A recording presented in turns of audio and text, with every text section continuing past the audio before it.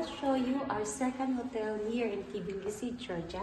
So, we are in 203. This is the Hotel Diamond. Ayan, ito yung ano. Malaki siya guys, compared dun sa first hotel namin. Ayan. Ito. It's I think it's a 4-star hotel if I'm not mistaken. Yeah, it's 4-star. Yes. Here's their yung washroom nila. It's super malinis siya guys. Ayun, may towel siya. And then, ayan, ito yung mga amenities nila. So, they have shower gel, shampoo, sabon, and then may toothbrush na rin sila.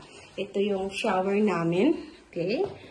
And then, ito yung may kainan pa kami. May small table kami, guys. Yun, may mini bar din. And then, meron kami upuan, which is sofa bed din siya. And then, ito yung ano namin bed namin, guys. Kasi we prefer to stay in one room talaga. Okay? Ayaw nun ng separate room. Ito yung ano. Dito na pala yung mga ano nila. Safe box. Meron din silang bathrobe,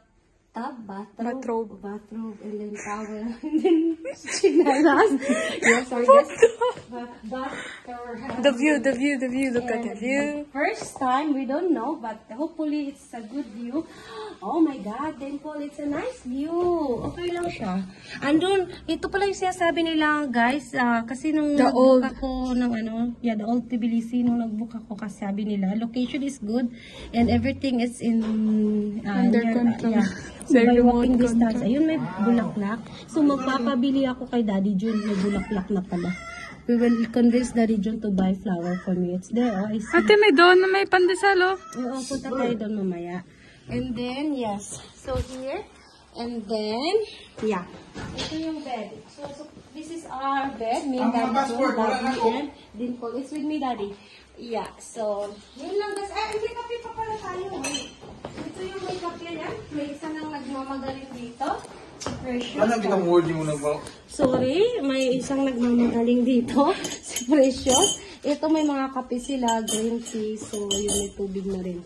Okay, guys. That's for today. So, see you again.